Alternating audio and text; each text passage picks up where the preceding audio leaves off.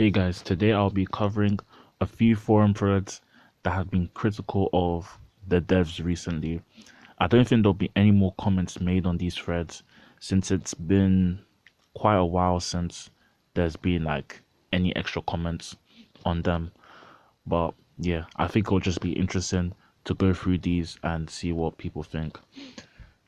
I won't read it out word for word, but I'll mainly pick out and summarize important points and like give my own take. First, we have a letter to the devs. To summarize, OP is complaining about the lack of events, updates, and in general, a lack of support towards the player base. This could have been influenced by another Pokemon YouTuber, Minish, who was having problems with the capture system. He kept on getting flagged, and his appeals were getting like bot responses. I say bot, but I think it was mainly the same auto-generated response that the appeal moderators are told to use. But yeah, that's about it. A lot of people chimed in agreeing with OP and giving their own responses. One person stated, "This is literally just a fan project. Be happy they are still working on it at all after 12 years and haven't shut it down yet. Just because it's a fan game, I still don't think it's excusable. Clearly, the game has evolved from a fan game to something bigger. Unfortunately, whether you like it or not, the level of responsibilities that the devs have has increased.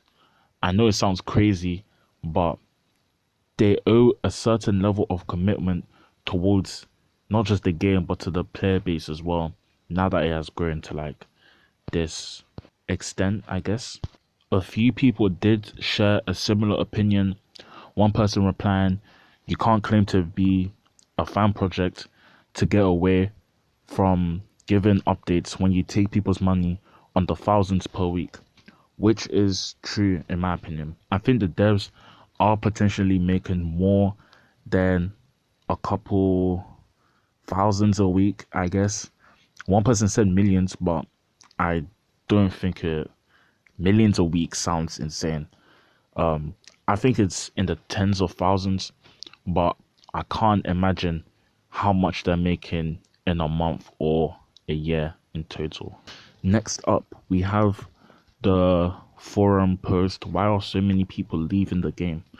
To summarize, the OP in this thread is criticizing recent changes made by the dev team. They state that alphas have become way too difficult to catch and that legendaries are disappointing due to their low encounter rate. OP thinks that Pokemon should focus more on the team aspect of the game, implementing more team PvP aspects and also PvE such as Nuzlocke and speedruns. I agree with quite a few things in this thread. OP states that alpha Pokemon were a way to breed semi-comp slash competitive Pokemon, yet their catch rate is too difficult, which I agree with. I've never had an alpha struggle itself to death like OP has, but I do regularly experience throwing 20 plus Pokeballs and it gets frustrating. I think, I'm pretty sure they definitely nerfed catching alpha Pokemon. The skill swap method, originally it didn't reverse its stats after a certain amount of time, but when that um when that method did come out, it got nerfed. I'm not exactly sure when it got nerfed, but it definitely, that reverse stats was definitely because of the whole spinner meta, I guess you could call it. On the other hand, I don't have an issue with catching legendaries.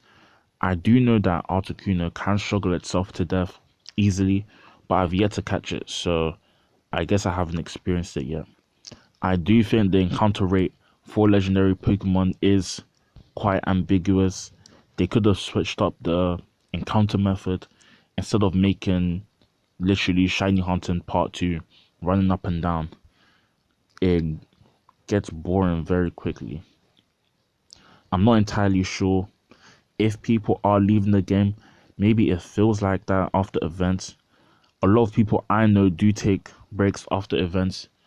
So maybe it felt like loads of people left, but in reality, they were probably on breaks. I don't really know. I'm not too sure on that one. Finally, we have the wishing stone. In this thread, post, whatever you want to call it, OP is expressing their frustration with the wishing stone after 6 months with no word about it, and sacrificing the 20% shiny boost. If you didn't know, the wishing stone was an item during the Christmas event, and you had to go catch swarms, turn them in, and then you had to turn in a certain amount, and then at the final end you would get the wishing stone. Yeah. But yeah, one thing I did notice was quite a few users do make fun of OP, I guess, for spending 40 hours farming the wishing stone, which I do think is kind of inconsiderate towards OP. Maybe this is a biased opinion since I did too sacrifice the shiny boost for the stone. Uh, yeah, considering how events are formed in within Pokemon and the FOMO surrounding them, especially the wishing stone, I don't think it's ridiculous that so many people grinded for this single item. But once again, in hindsight, the amount of time required for the stone is literally ridiculous. This stone better give us like superpowers or something, bro. I don't know. What do you guys think? Are there any substance to these claims or not? Let me know in the comments.